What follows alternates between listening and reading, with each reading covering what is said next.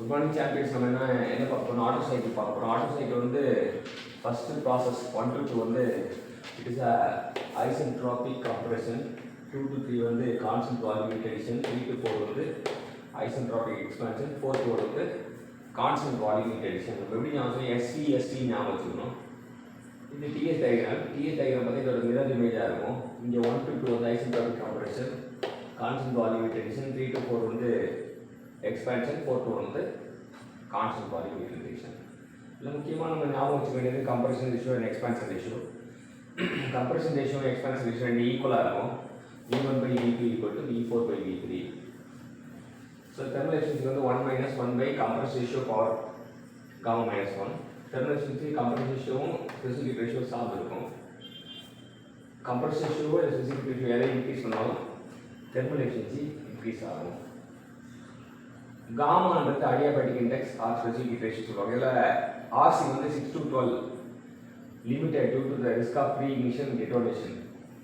6 12 வரைக்கும் தான் இருக்கும். ஏன்னா அதுக்கு மேலே போனால் ப்ரீ இக்னிஷன் நடக்க வாய்ப்பு இருக்குது, டெட்டோனேஷனோட நடக்க வாய்ப்பு. ஸோ ஒரு கம்பேரிசன் காட்டுங்க. எக்ஸாஸ்ட் கேஸ் காமா = 1.3 எப்படி வரும்? ஏர் காமா = 1.4 அதோட கொஞ்சம் அதிகமாகும். மோனோட்டாமிக் கேஸ்க்கு வந்து காமாவோட வேல்யூ வந்து அதிகமாக இருக்கும், 1.67. அது மேலே வரும். இது டிஎஸ் டயக்ராமில் ரெப்ரசென்ட் பண்ணியிருக்காங்க. டீசல் சைக்கிள் இருக்கும். ஆட்டோ சைக்கிள் என்ன வித்தியாசம் அப்படின்னா, auto cycle constant volume heat addition, diesel cycle constant pressure heat addition.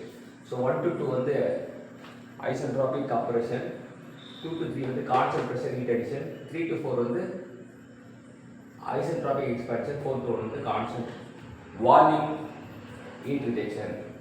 இதில் என்ன நல்லா கவனிச்சிங்க அப்படின்னா, கான்ஸ்டன்ட் ப்ரெஷர் வந்து ஸ்டீப்பர் கம்மியாக இருக்கும். ஸோ இது முடிஞ்சிருக்கும், இது முடிஞ்சிருக்கும். 1 to 2 வந்து ஐசென்ட்ரோபிக் கம்ப்ரெஷன், 2 to 3 வந்து constant pressure heat rejection, 3 to 4 வந்து எக்ஸ்பான்ஷன், 4 to 1 வந்து constant volume heat rejection.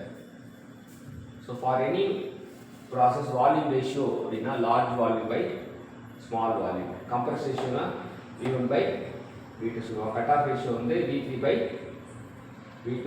V3 வந்து நமக்கு என்ன சொன்னால் volume before compression, cut off V3 வந்து after compression by before compression வரும்.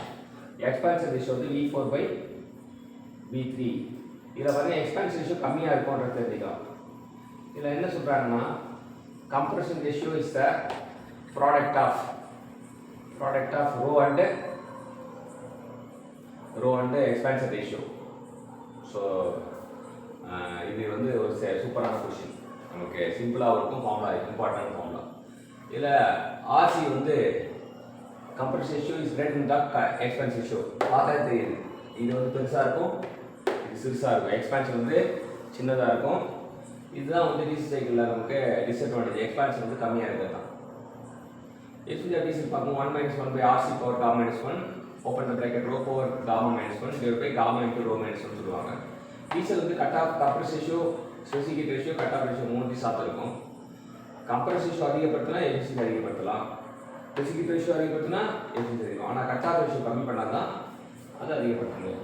கம்ப்ரெஷன் 14 - 24 வரைக்கும் நீங்கள் யூஸ் பண்ணலாம். இதில் லிமிடேஷன் எதனால் வருதுன்னா mechanical design of engine component பொறுத்து வருது. If cut off happens at k% of the stroke and the cut off ratio equal to 1 plus k times of RC minus 1. இதை பயன்படுத்தி நிறைய வாட்டி ப்ராப்ளம் கேட்பாங்க. இது ஒரு சூப்பரான, இது ஒரு ஃபேமஸான கொஷின், இது ஒரு ஃபேமஸான கொஷின். ரெண்டு ஃபேமஸான கொஷின் உள்ள இருக்கு. அடுத்து என்ன பார்க்க போறோம்னா, comparison of condition of maximum work done on Otto cycle. இப்போ T1 வந்து T மினிமம் எடுத்துட்டா, T மேக்ஸிமம் எடுத்துக்கிட்டா, தெர்மல் எஃபிஷியன்சி வந்து 1 - 1 பை ஆர்சி காமா -1. அது யூஸ்வலாக வந்து 1 - T1/T2 அதான் வச்சுக்குவோம். ஸோ அப்போ என்னென்னா என்ன பண்ணுறாங்கன்னா, that is equal to 1 - T minimum by T மேக்ஸிமம்ன்றாங்க. ஸோ T2ஓ T4ஓ geometric progression of T1 T3 இருந்துச்சுங்களேன், அப்போ ஆட்டோமேட்டிக்காக நமக்கு மேக்ஸிமம் ஒர்க் டன் கிடைக்கும். So square root of T minimum T maximum. RC என்ன வரும் அப்படின்னா T3/T1. ஆர்சி பவர் காமா -1 தானே இருக்கும் வால்யூம் ரேஷியோ. T3/T1 வந்து ஸ்கொயர் ரூட் தான் இது கிடைக்கும் ஆர்சி. ஸோ நம்ம சில ப்ராப்ளத்தில் T2 கண்டுபிடிக்க சொல்லுவாங்க, அப்போ square root of T1 T3 சில கம்ப்ரஷன் கண்டுபிடிக்க சொல்லுவாங்க. It is T max by T minimum 1/2 into combination போட்டால் நம்ம கிடைக்கும். டியூவல் சைக்கிள் பார்த்தீங்கன்னா 2 ஹீட் அடிஷன் ப்ராசஸ் இருக்கும். 1 to 2 வந்து ஐசென்ட்ரோபிக் கம்ப்ரெஷன், 2 to 3 வந்து constant volume heat addition, 3 to 4 வந்து constant pressure heat addition, 4 to 5 வந்து ஐசென்ட்ரோபிக் எக்ஸ்பான்ஷன், 5 to 1 வந்து கான்ஸ்டன்ட் வால்யூம் ஹீட் ரிஜெக்ஷன். இது பார்த்தீங்கன்னா ஒரு மாலை மாதிரி வரும். ஃபஸ்ட்டு 1 to 2 அது ஐசென்ட்ரோபிக் கம்ப்ரெஷன், 2 to 3 வந்து constant volume heat addition, 3 to 4 வந்து constant pressure heat addition, 4 to 5 வந்து ஐசென்ட்ரோபிக் எக்ஸ்பான்ஷன், 5 to 1 வந்து constant volume heat rejection. Thermodynamics formula பார்த்தீங்கன்னா 1 minus 1 by compression ratio power of gamma minus 1, open the bracket, alpha and pressure ratio, alpha into rho power gamma minus 1 divided by gamma alpha minus 1 plus gamma into alpha rho minus 1 அப்படின்னு ஞாபகம் வச்சுக்கணும். pressure ratio வந்து alpha equal to P3 by P2, rho equal to 1 ஆயிருந்தா dual cycle Otto ஆட்டோ சைக்கிள் ஈக்குவலாக இருக்கும். alpha equal to 1 இருந்தால் dual cycle equal to diesel சைக்கிளுக்கு ஈஸியாக ஈக்குவலாக இருக்கும். ஸோ ப்ரெஷர் ரேஷியோ ஒன்றா இருந்தால் dual diesel 1, cut off ratio ஒன்றா இருந்தால் டியூவல் ஆட்டோ 1. டியூவல் ஆட்டோ பக்கம் சேர்னா கட் ஆஃப் இல்லாமல் இருக்கணும், டியூவல் டீசல் பக்கம் சேர்னா ஆல்ஃபா 1 இருக்கும்.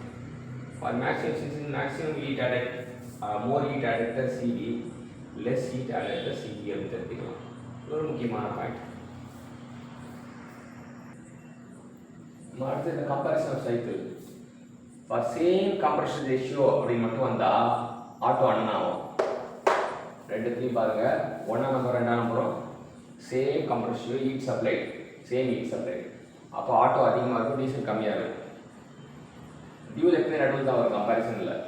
ஆனால் அந்த சேம் கம்ப்ரஷன் ரேஷியோ இல்லாமல் வேறு எது வந்தாலும் டீசல் தான் அதிகம். ஸோ இப்போ என்னென்னா இருக்குன்னு பார்ப்போம். Same compression ratio heat supply, அதில் ஆட்டோ அதிகமாக இருக்குது. சேம் கம்ப்ரஷன் ஹீட் ரிஜெக்ஷன், அதுலேயும் ஆட்டோ தான் அதிகமாக இருக்குது. இங்கே சேம் கம்ப்ரஷன் ரேஷியோ போல same maximum temperature and heat rejected, diesel அதிகமாக இருக்குது. Same maximum pressure heat input, அதுவும் டீசல் தான் அதிகமாக இருக்குது. சேம் மேக்ஸிமம் ஹீட் அவுட்புட், அதுவும் டீசல் தான் அதிகமாக இருக்குது. ஸோ நம்ம ஈஸியாக ஞாபகம் வச்சுக்கணும்னா சேம் கம்ப்ரஷன் ரேஷியோ வந்தால் மட்டும்தான் ஆட்டோ அண்ணன், மற்றபடி எல்லாமே டீசல் தான் அண்ணன் அப்படின்னு தெரிஞ்சுக்கலாம். Thank you champions.